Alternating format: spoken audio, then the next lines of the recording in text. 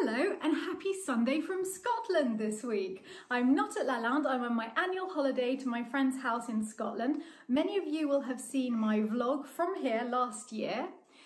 But I do want to talk to you about one of the rooms in Lalande because many of you will have seen Escape to the Chateau DIY in the last couple of weeks, and we restored our Chambre de la Tour in this series.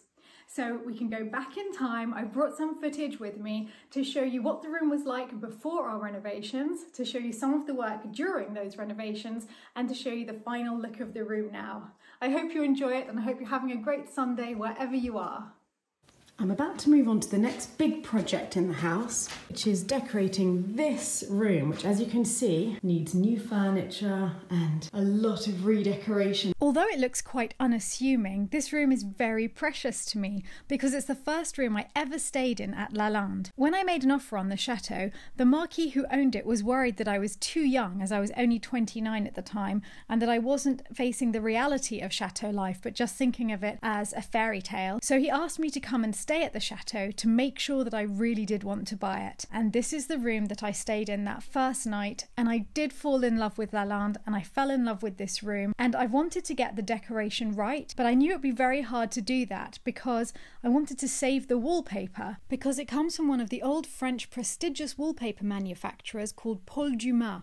They started trading in the 19th century and were very proud because they were supplying wallpapers to the Emperor, to Prince Napoleon, to Victor Hugo, and they survived until the 1970s. Even in the Musée des Arts Décoratifs in Paris, you can see examples of their work like this wallpaper from 1955. So I knew that the wallpaper here had to be at least 50 years old, and it seemed like an act of vandalism to remove it. But when we'd put in the electrics, a lot of the wallpaper had been damaged, and I didn't think it would be possible to keep it.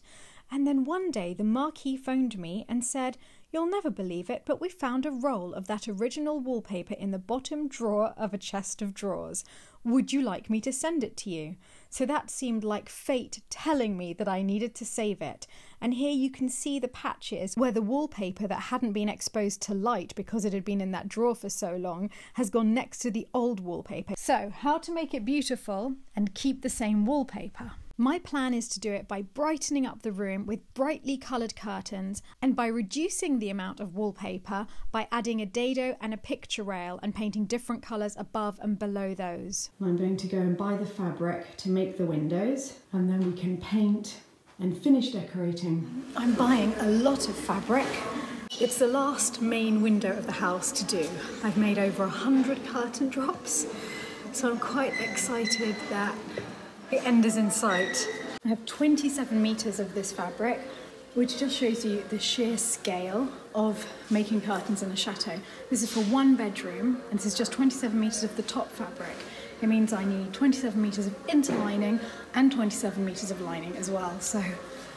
And here's the final choice of the curtain fabrics. As you can see, I had a really beautiful matching curtain fabric for the windows, but there's very little left because they've shrunk over time. I just have two small drops, enough to cut out some panels and have that as an edging. And then I've chosen this creamy yellow as the main curtain fabric and a little bit of green to use in the reveals of the swags and tails. And I think together against the wallpaper, they're going to look very, very pretty. And I chose the very big stripe to put on the edge of the main curtain drops and the smaller stripe to edge all of the swags, and I'll also use that to edge the tails when I finally make those for the window. It's going to be a lovely view from the window, and finally these curtains are finished. The bedroom's in a lamentable state. It had to get quite a lot worse before it gets better, and as you can see, I've started painting all of the panelling green. And when it's finished, that's going to brighten this room up so much. But until I've finished all of the painting, including the ceiling, I can't put my curtains up. But I'll try and drape them over that rug so that we get an idea of what they're going to look like. This is quite exciting. There you can see how they're going to look with the green paintwork and how the curtain, which I'm sorry is not ironed yet, has been entirely edged with the fabric that matches the wallpaper. I've finished the curtains for the bed alcove, so I can't put them up yet because we haven't painted the ceiling. I couldn't progress with the curtains until the painting was done, so there was nothing for it but to get up there and paint the ceiling myself. Look at that poor chandelier with one bulb in it, just clinging to the ceiling. I'm also going to have to find a way of lowering that with a longer chain. That's looking a lot better. The alcove curtains are in. I am so happy with them. Now that they're up, I'm so glad I made the effort to put the little strip of fabric that matches the wallpaper along them, because that's actually making all the difference in the room. I just popped to the local charity shop and I found the two smallest tiny bedside tables that I could get, and now I just need to find a bed that's going to fit between them. And here it is. This was an old dark wood bed that my godmother bought for me, and we were using it in one of the bedrooms of the Guardian's house, but it wasn't being shown off to its best advantage, and now lovely Maxime from Russia, who's a volunteer here, is painting it for me. It's going to be superb, Maxine. You've done the most beautiful job of the bed. The bed is amazing. With the bed alcove area finished, it was time to think about painting the wall below the dado, and for that I turned to the genius of Michael Petherick, who devised a beautiful tomplot panelling. This is it, the first panel being drawn on. Yeah, so the idea is that it will be painted and shaded to look like 3D panelling. Well, actually, it's completely flat. So if you stand back and squint, it looks like real panelling. You can persuade me when it's on.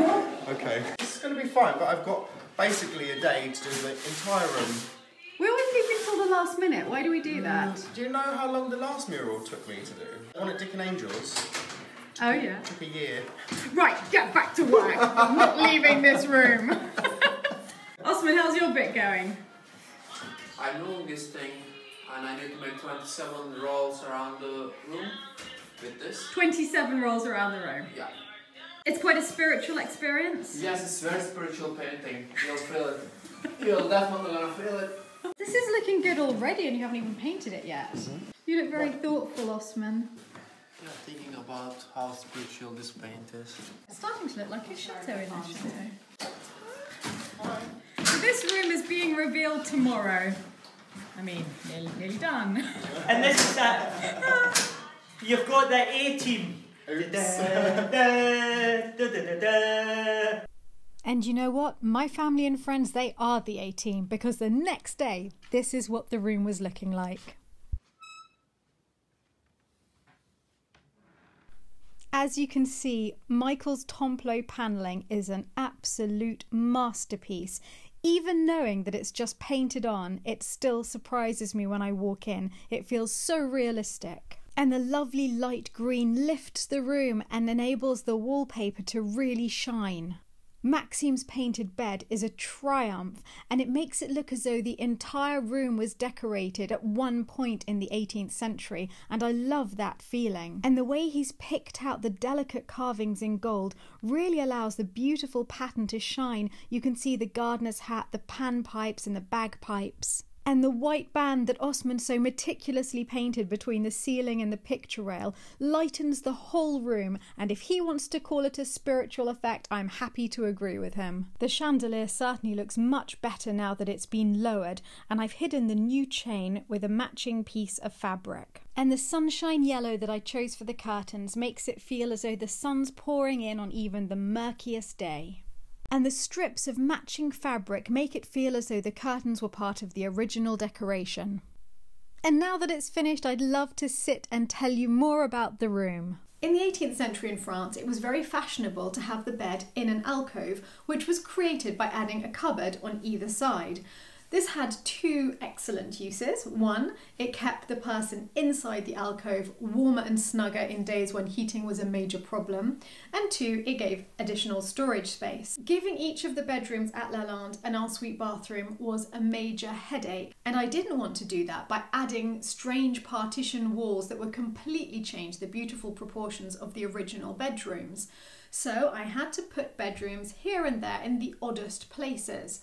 And this room is the strangest and the smallest bathroom by a long way, because one of the cupboards is a loo and the other is the shower with a tiny, tiny sink. The loo just looked dreadful. It just looked institutional and it's tiny, and that was a big challenge, making it into a prettier space. And I eventually did that by adding distressed mirrored tiles at the back of the room to add depth and light. I put a very pretty MDF screen, and on the edges I put trellising, giving a garden feel to the room, which fits in very well with the green and yellow wallpaper. And as I'm no carpenter, I persuaded my friend Mason when he was visiting in the summer to help me make it. There is only you, Mason. I would ask someone else, but you just walked in to the wrong place at the wrong time. Oh, we have a tantrum. Please, will you help me with a little bit of light carpentry today? Peut-être. Okay, I'll take that as a yes. Alright, go start building. And then come back and we'll measure this. I need your hand. Couldn't be done without me. Oh my god. First piece is up. We're nearly finished. Possibly the last one. But in spite of complaining, progress was swift. There are only really two modern touches in the room.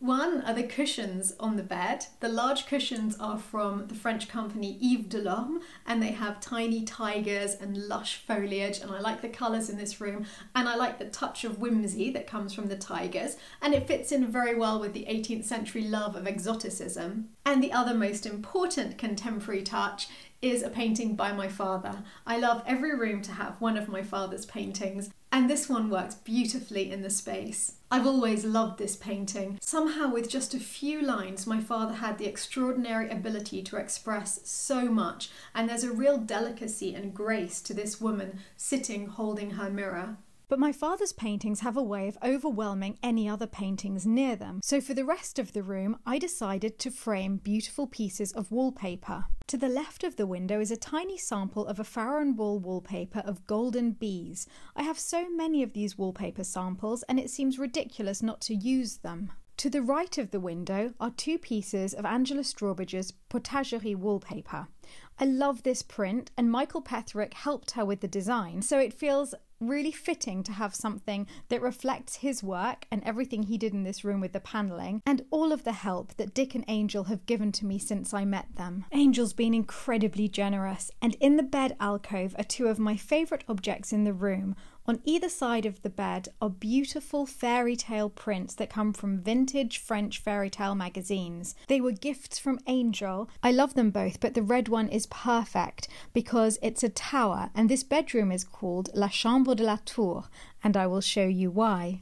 Another clue lies in the subject of the 19th century print that I framed. In it, a naked woman is being hurriedly dressed by her maids as a man has snuck into her room to watch her. That print lies next to a mirror on what appears to be the wall, but which is in fact a secret door. When you open it, you find a little area that's used as the wardrobe, and behind that is another door which you wouldn't see if clothes were hanging there. And if you open that, you end up in the ancient staircase of the chateau, which dates from the 15th century.